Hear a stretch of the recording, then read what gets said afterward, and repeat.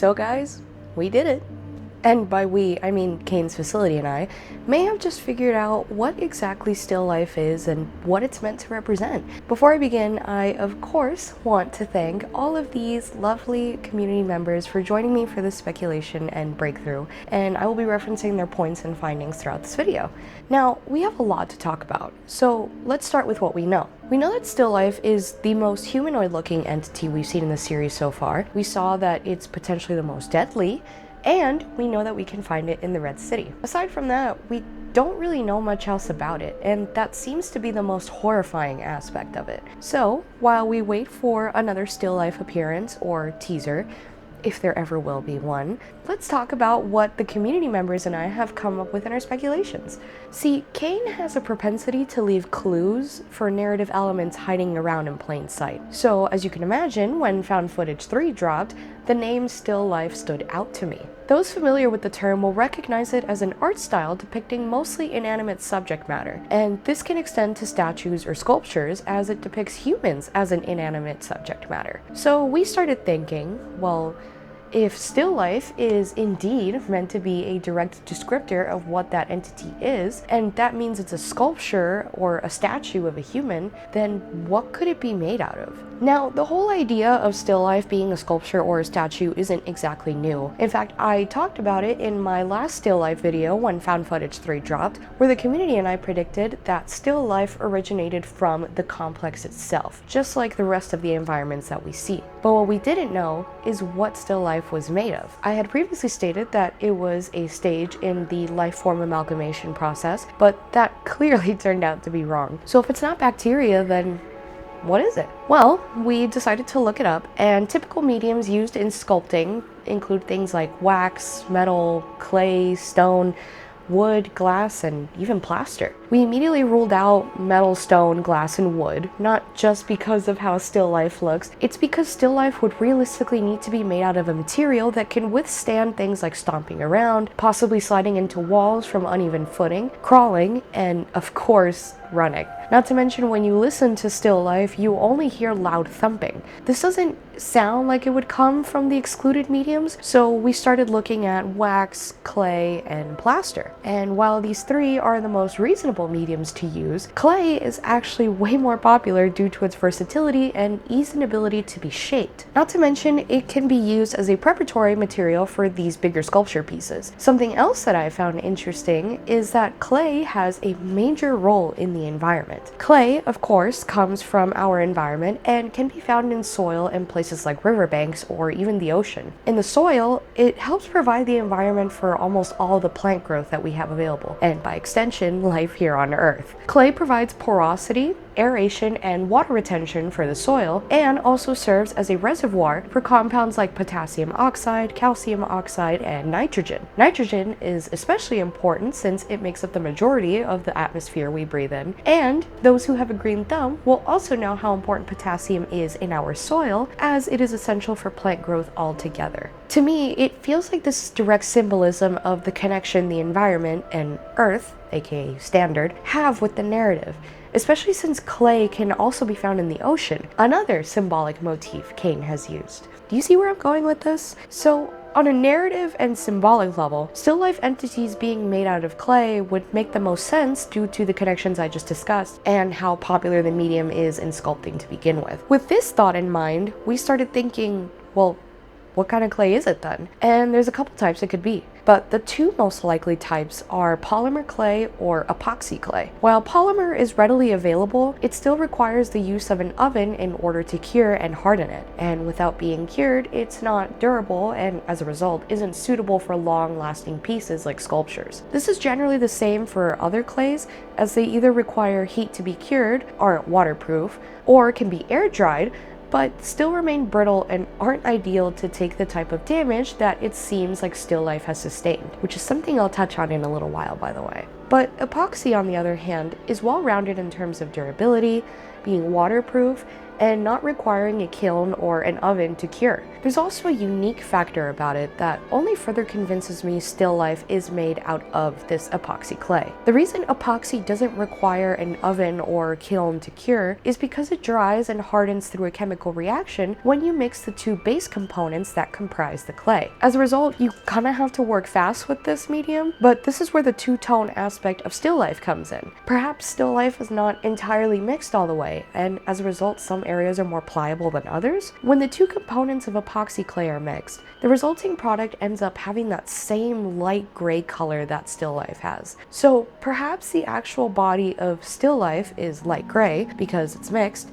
and maybe the clothes it's wearing are made of clay too, or maybe just really old and rotted. The reason I bring up the possibility of the clothes being made of clay as well is because it would explain why it looks like still life's elbows are sticking to the side of the crawl space Ravi goes through to get away from it. Plus, the clay itself has adhesive properties, which would only make the sticking to the walls part make even more sense. This is also more of a miscellaneous point, and maybe it's like crackpot theory red talking, but in the episode reunion, when the team is investigating room 14C, we hear Randall mention something about epoxy.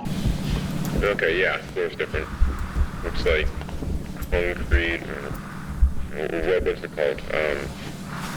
The stuff they layer over concrete to make it shiny. Epoxy? Yeah, epoxy.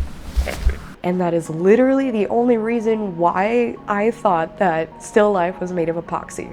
Because someone, who I will include right here, because I do not remember who said it right now, mentioned that Randall said epoxy, and that was one of his only lines in the entire series. And I genuinely believe Randall Tachi helped us figure out that still life was made of epoxy clay. So I don't know. I think that's pretty cool. I could be very wrong about that, but it's still fun to include it in the video. This leads me to thinking about how still life looks in general. Not just from the two-tone aspect of the entity itself, but really look at how it looks. Did you ever feel that there was something off about the way still life looks when it runs and you just couldn't put your finger on it? Something uncanny about its movements or body in general? Well, if you want to try and figure it out yourself, then pull up Found Footage 3 and look frame by frame at the initial interaction that Ravi has with still life. Otherwise, check this out.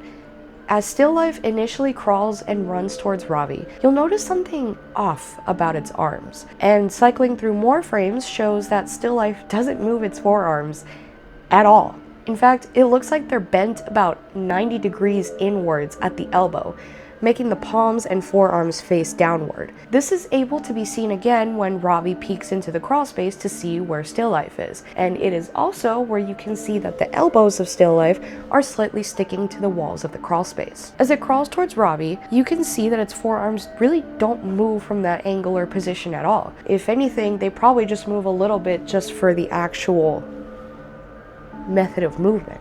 This looks ridiculous. Anyway, I'm not entirely sure what the reason for that is, but the only thing that I can think of is that still life entities really do use those random holes in the walls to crawl around the inner walls of the complex. If this is their main method of getting around, then maybe the wear and tear of constant crawling has forced its arms into that position permanently. There's also the fact that as Ravi runs into the room, you can see still life crawling before it notices Ravi and immediately stands to attack him, which feels like further confirmation about them using the crawl spaces in the walls to move around. One other thing that stood out to me about the sequence is the way still life looked the moment that it saw Ravi. It kind of looks like the stance that some spiders do to appear bigger or intimidate their predators. And we did see a spider referenced at the beginning of Found Footage 3.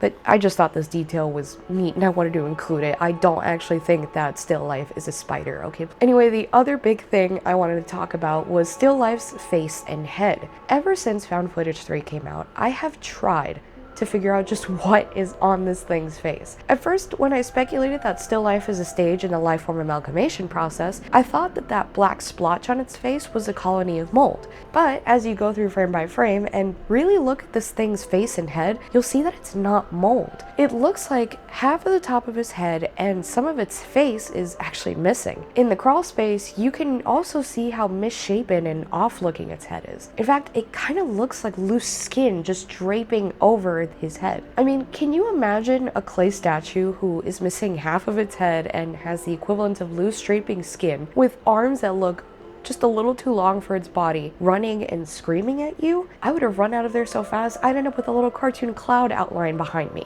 It makes me wonder what damage the still life entity could have sustained and from where. Were these injuries inflicted by a wanderer who fell into the complex? Or maybe still life encountered something else, either another still life creature or possibly a life form entity, and they attacked each other? If I had to guess, I'd say the damages still life has sustained are related to the evidence of people having been in that section of the complex at one point. And I doubt we'll hear anything about that soon, but I also have another idea as to what it could be. Think back to how still life looked. It kind of looks like it's wearing a suit. And of course, take the damage on one half of its head into account. Usually when you make a still life piece, you use a reference so you know what you're making. Now, stick with me on this, okay? But remember all the way back in Overflow when Ivan initially connected with the complex? Everything that Kane has shown us in his own concept art and sketches implies that Ivan was blind in one eye as a result from the accident. We also know that Ivan suffered from post-traumatic amnesia and retrograde amnesia. So, what if this is actually the complex's attempt at creating humans using Ivan as a blueprint? The only reason I don't think this still life creature is Waldad is because that would imply that he was transported backwards through time into the complex. Given the fact that Kane had said he wanted to remain as scientifically accurate as possible, and we've only ever really seen forward time displacement, I very much doubt we'll see backwards time travel. Fun fact, but if you ever wanted to know why traveling backwards in time isn't feasible, it's due to a variety of factors, including a lack of evidence for the necessary conditions and the potential for paradoxes. Not to mention the vast energy requirements, a lack of understanding of quantum mechanics, unrealistic solutions in general relativity, and a theory coined by the late physicist Stephen Hawking, the lack of tourists from the future being the best evidence against the existence or plausibility of backwards time travel. Now, one could say that if the complex itself is a paradox, then that means there's still a chance for another paradox to exist within it. This situation would be a paradox of paradoxes and is usually referred to as a nested paradox, a situation in which the conditions of the first paradox create conditions that allow a second paradox to exist within it. But before I get into another tangent that is best saved for another video, I figured I should end it right here. So, what did you guys think? Do you agree that still life is made of epoxy clay? Let me know why or why not in the comments below, and if you enjoyed this video and others like it, be sure to let me know by liking the video and subscribing to the channel and turning on notifications so you don't miss another one of my videos when I upload. I hope you guys take care, and I will see you in the next one. Bye!